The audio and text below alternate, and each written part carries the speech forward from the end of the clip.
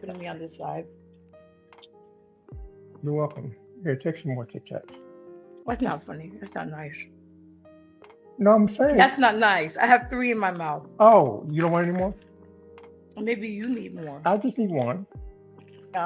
Let the smeller be the beholder. I'm good. Put a tic tac in your mouth and Yeah. get out. Wow. That was intentional. You were planning oh, you were planning to record telling me I need a tic tac, weren't you? I had to remember to do that. But I wouldn't even have needed one. You were just gonna do that just to be mean. It's not nice. I'm sorry. It's not. Come on, honey. We gotta My go. breath never stinks. That's true. Your breath don't ever stink. You were about to try to Your act whole like body it is did. just always just fresh. Okay. Okay. Let's do that. Welcome to Can We Talk? I'm Derek. I'm Sonia. Thank you for watching this episode.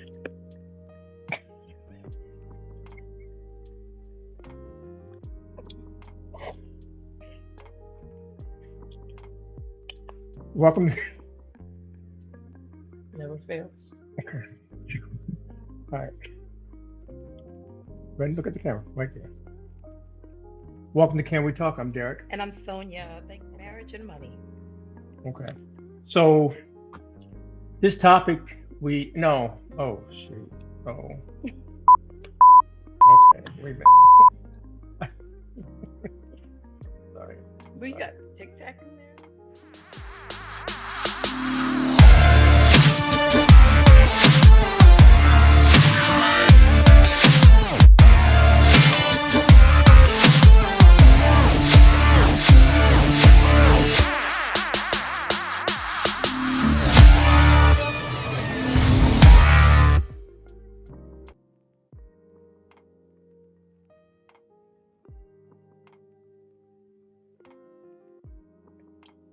Welcome to Can We Talk? I'm Derek. And I'm Sonia. Thank you for watching.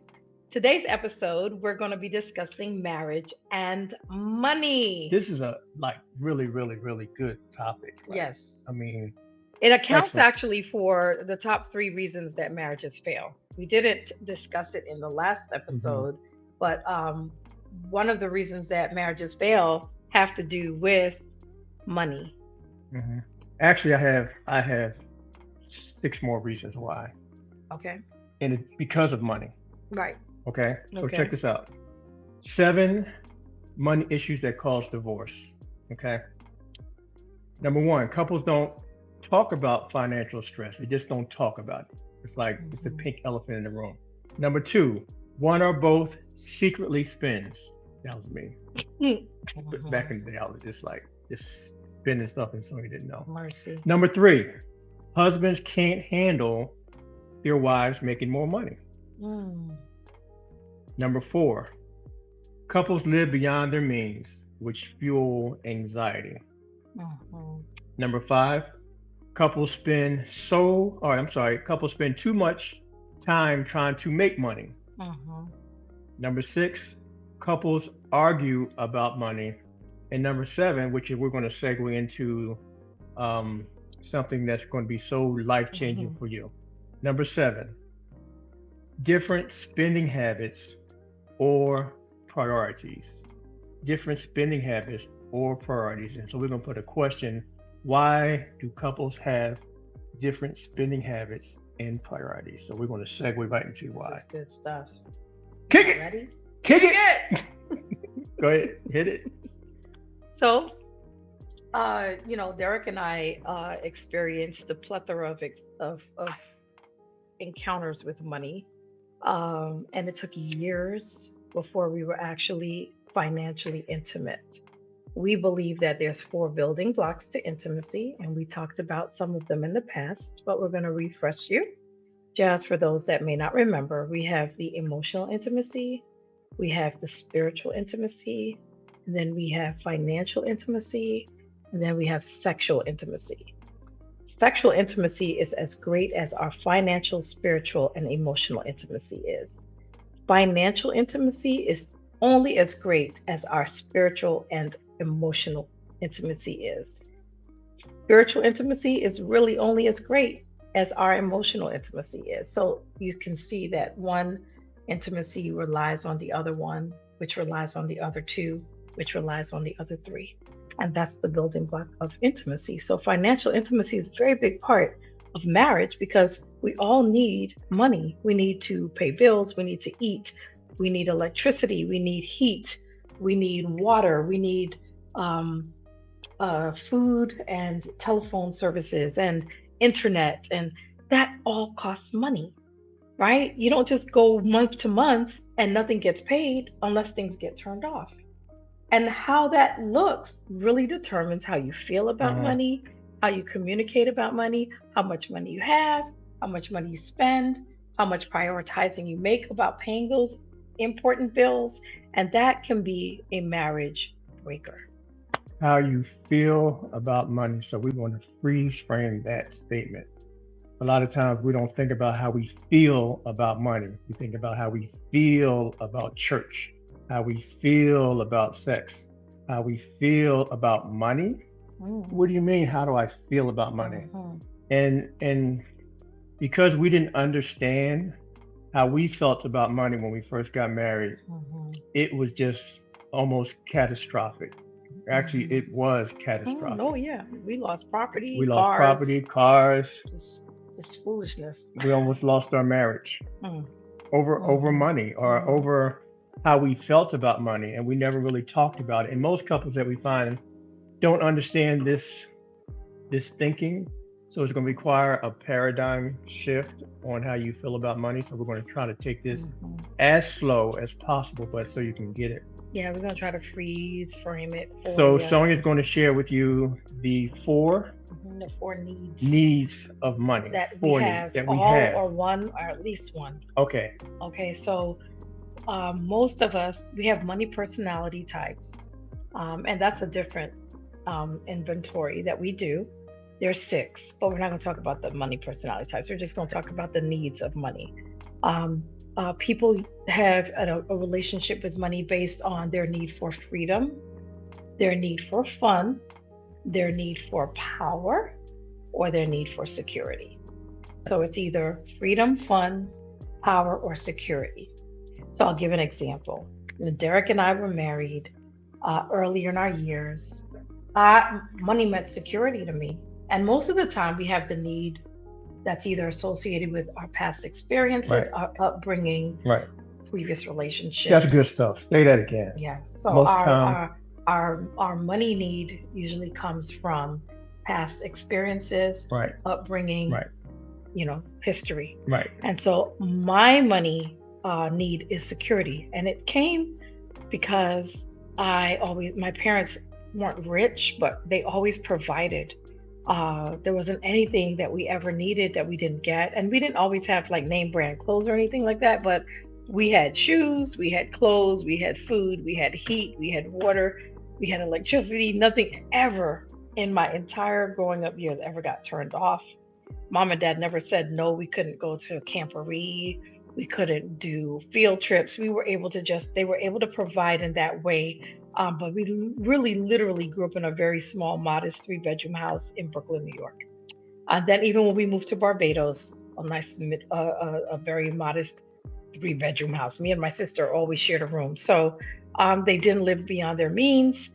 And I don't know that they actually even understood their money needs, but they functioned well. And I think my dad made the money, my mom saved the money. That's just kind of how they were. Dad was more of the spender with the money. Mhm. So when Derek and I got married, security was already established for what money meant to me. I saw it as a way to take care of yourself. And once you pay your bills, whether you have a lot of money left over wasn't important to me as long as the bills were paid. Matter of fact, when I was struggling as a student, as long as my car note and my insurance was paid, I didn't care if I was broke until my next stipend came in. Because when I was in grad school, they gave you stipends. I was just good that my bill was paid. My two bills. That's all I had. My two bills, because I lived with family when I went to grad school. I just had to pay my car note and my car insurance, and that's all I had to do.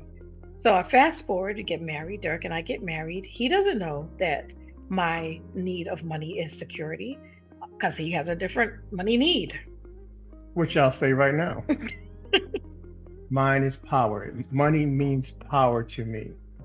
And so, and keep in mind, gender plays a part in this, and your Yeah, birth order plays a part in this. true. So I have an older brother and I have a younger sister, and I'm the middle male. And so my seat, and we're going to have a blog on birth order and the Yes, seat that we sit in because it's yes, different from each sibling and the seat that they sit in. And right. so the seat that I sat in, money meant power. I was my brother's the oldest, and so I had hand-me-downs back in the day, which was cool. I liked the hand-me-downs, You it did? worked. I did I didn't know that. because honestly, it was a privilege to wear what my brother Because had what he because had he was was my cool. hero. Yeah, what he had was cool. What he had, the old heads, what he had was cool. Mm. He had Chuck Taylors, some PF Flyers, and the hand-me-downs came to me. I was cool. Okay. Now, at Okay. that age, it was cool, but at the same time, we grew up where we had to make it work. We had to make it do what it do, and my parents made it did what it did and made it do what it do. But for me, in my mind, I would never have hand-me-downs. I never have those um the the thought process of I'm going to have to steal or cheat or Mhm. take. And so for me, money meant power. So if I had money, that Mhm. gave me power in my Right. masculinity as a man. And that showed up a lot in the Yeah. earlier years of our So when marriage. we get married, that mindset still continued. When I have the money, it's hot in my hand, and it gave me that power. So Mhm. and so it caused conflict because Sonia's um, hers was security, mine was power. So you can imagine once we got married, we have this dual income coming in, Mhm. and I had my perception on what to do with it. She had her perception of what to do with it, and it clashed because we didn't talk about it. Right. And we didn't talk about it. We just didn't talk about how we felt about it. We didn't talk about how we felt. And so we gave you the short version of our stories, and we went deeper into our stories. But it allowed us once we got to that place, it allowed us to understand. It allowed me to understand what money meant for Sonya, that And security. vice versa. Yeah. It's funny, a funny memory I had when Derek and I were dating.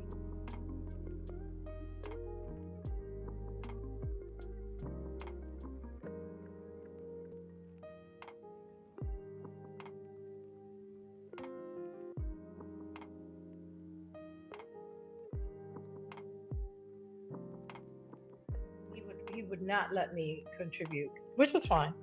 Chivalry is not dead.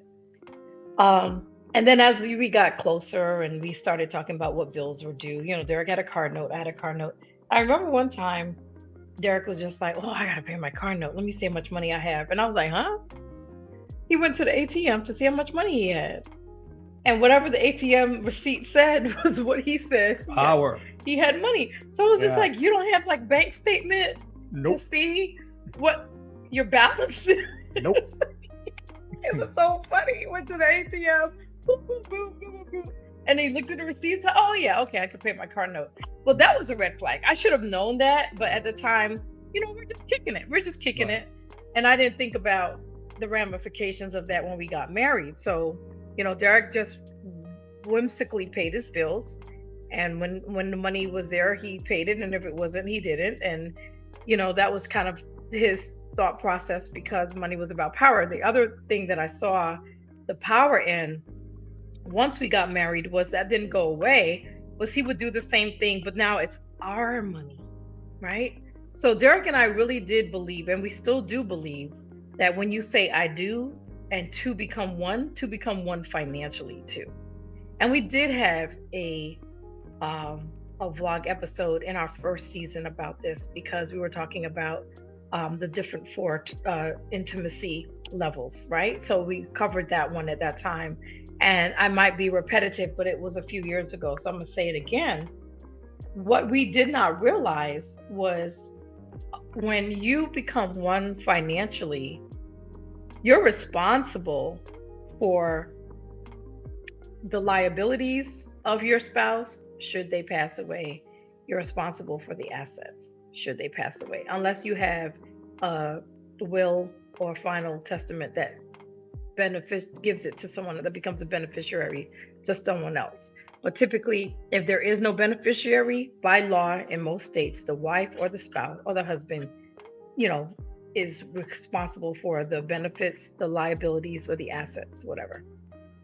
So we were open to that understanding. We were good with that. So we were just, so I would say to Derek, listen, all of our money is in this pot. And we really believe it should be because, again, if it's not and your spouse dies and your name isn't on anything, it goes to probate before it goes to you. You want to go through that when you're grieving? Doesn't even make sense. But, um, you know, when we started to do that, we did not talk about the need of money. He did not know security was my need of money, and I did not know power was his. So the two were conflicting constantly. So Derek loved to surprise me. Which I love about him. He loved to surprise me for my birthday, for trips, anniversaries, all that kind of stuff. And so we would go on a trip, and it would be fabulous. And then, I would be thinking that he was saving his pennies, and that's how he was able to afford the trip until the trip was over. And then I would go look in the account and see that the money went to the trip, and it was the mortgage money. You remember that? Yeah. Well, I don't know why is that really that funny like that. I'm Because trying to figure why you're I just was so cracking up laughing, incredulous. but why you're laughing so hard about Because it. you'd be like, you had a good time. Because he had no clue that I it don't know was why going to you're hit the still bank. laughing about it. That was like 20 years ago. Why is she laughing so hard about Because it? he was so innocent I was and innocent.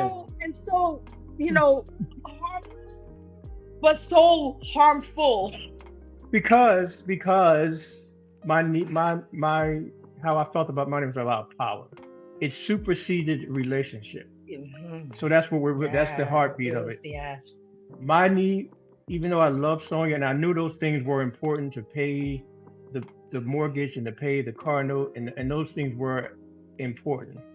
But for me, it was like a drug. Mm. It was like going to Vegas and you get into the casino. For some of you, y'all know what I'm talking about. Don't act like y'all ain't never been to Vegas before. You know that Not feeling. everybody's been to Vegas Well, before. there's some who can relate to what I'm saying. Okay. So you go in there, you get that feeling, like that overwhelming feeling, and then you just go ahead and hit the slots. That feeling of power was so overwhelming. It superseded the importance of my That's marriage. so It deep. superseded the importance of valuing and respecting what we had, and it just really almost destroyed our marriage. It really Yeah. did. Yeah. Um, and so, Sonya mentioned it earlier. Will you finish that point? I think I was. Yeah, that was a Okay, good segue okay, to your need of power. right, Yeah, because right, I didn't know that the need of and power was more it was more prevalent, and it overrode right.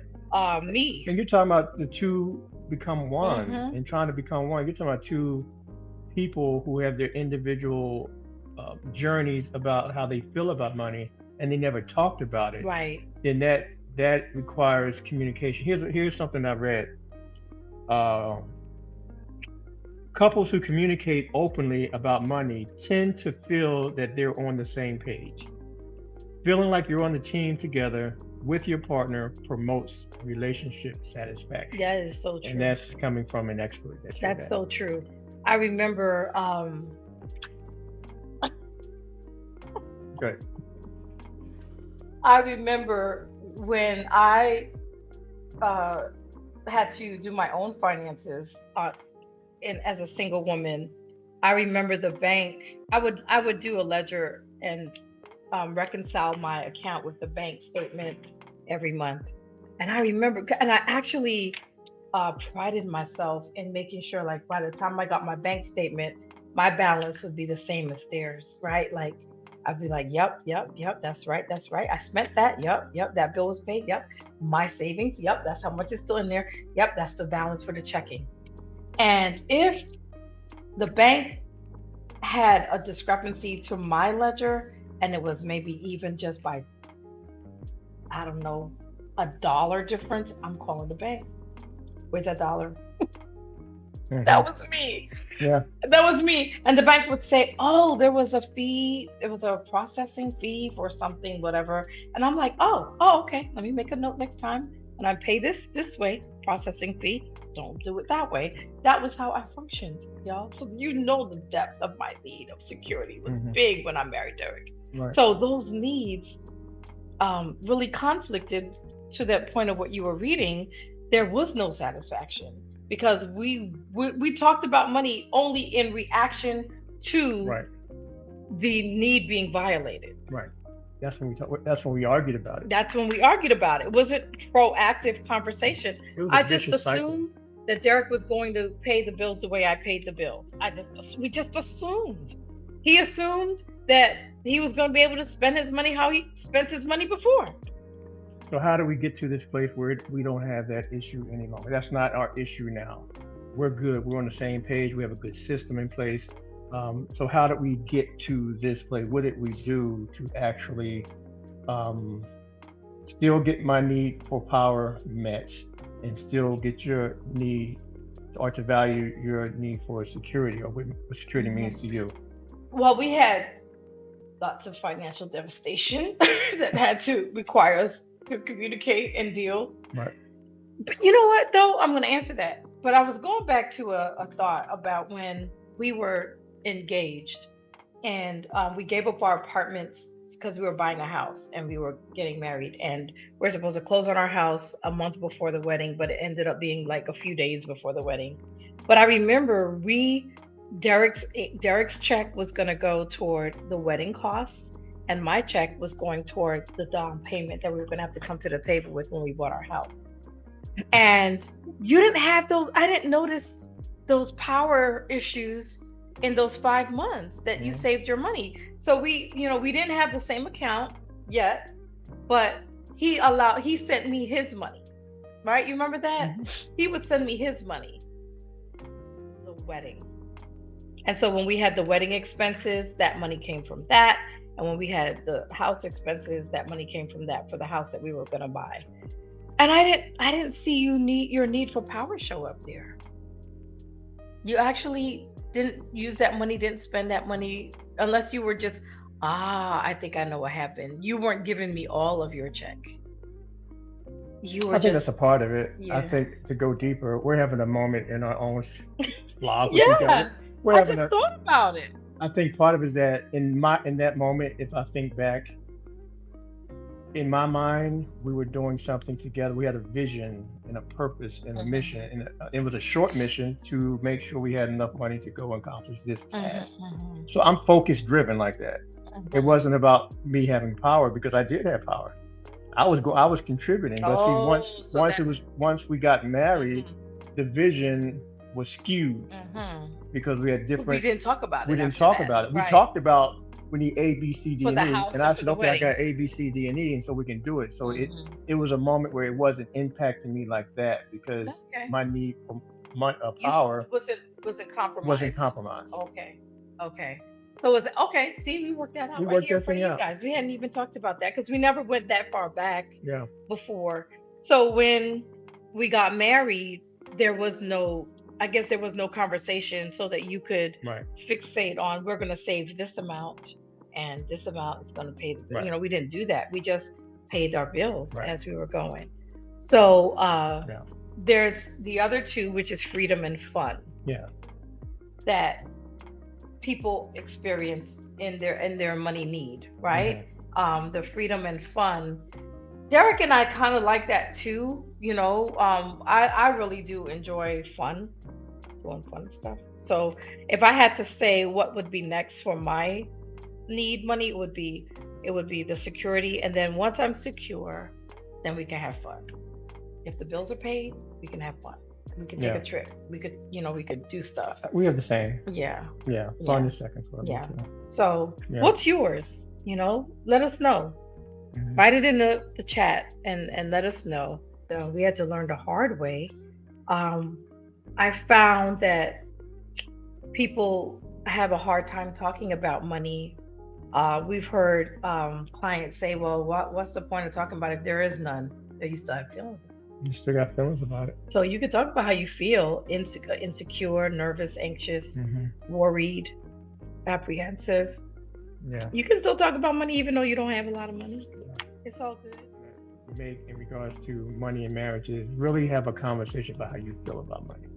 It's not going to solve all your problems, but it's important to have a conversation about how you feel about money. Where does it come from? Like Sonia and I, we gave you an example of having that conversation. But you didn't share why money meant power to you.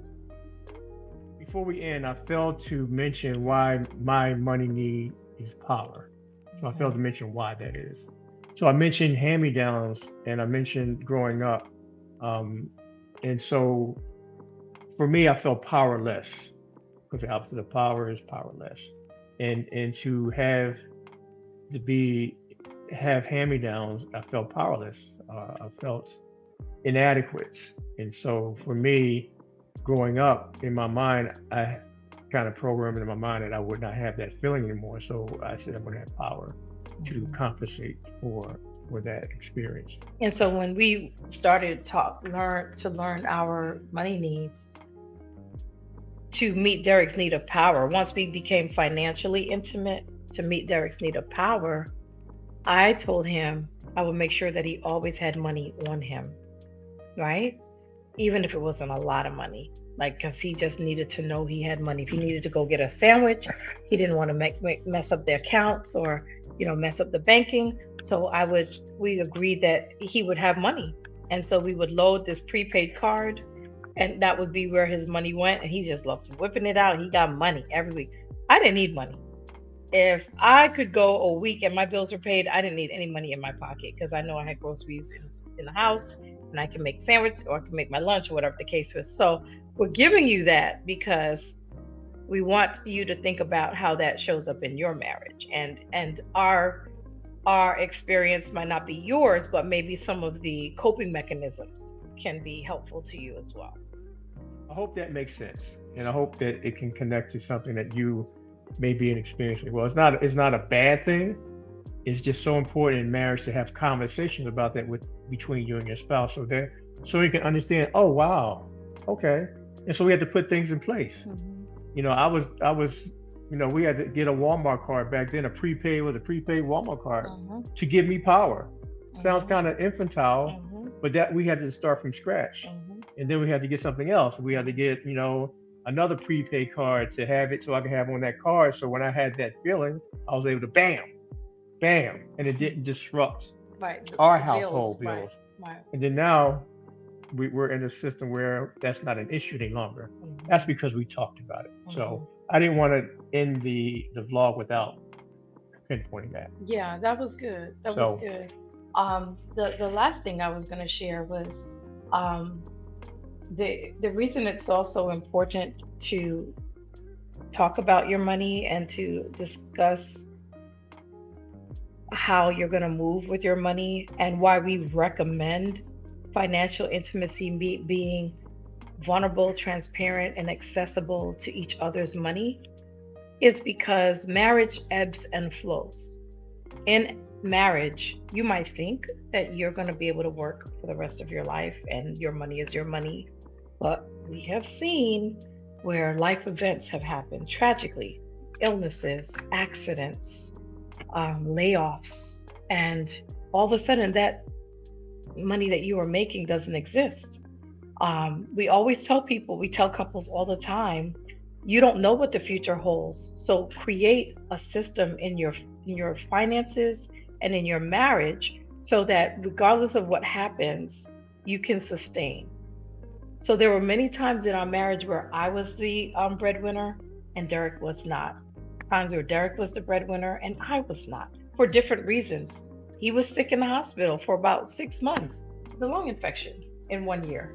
And I mean, I had kids different times with different issues because I was in the hospital with little D for a long time. Things happen and you don't know. So if you don't know, you have to prepare and plan for the worst scenario, just so that in case something happens, your household, your children, your functioning financially can still continue. And that's one of the reasons that we encourage couples to have financial intimacy, to have a plan, and to be intimate with their money. it's a lot of information, Yeah. and it should be because people are divorcing over money. Yeah. They're not divorcing really over sex. They're not divorcing over what they believe spiritually. Right. They're divorcing over some money. Mm-hmm. And it's probably because of how they feel about it, and they're Right. not talking And about you it. haven't identified your Right. feeling or So, your need. vlog is a little long, but it's okay. You can hit pause and listen to it later. But thank you for watching. So now that you know what What you're you're going going to to do do with with it. it. Until next time, talk about your money, Talk about the money. talk about your needs, talk about your feelings, and we'll see you next time. Bye. Bye bye.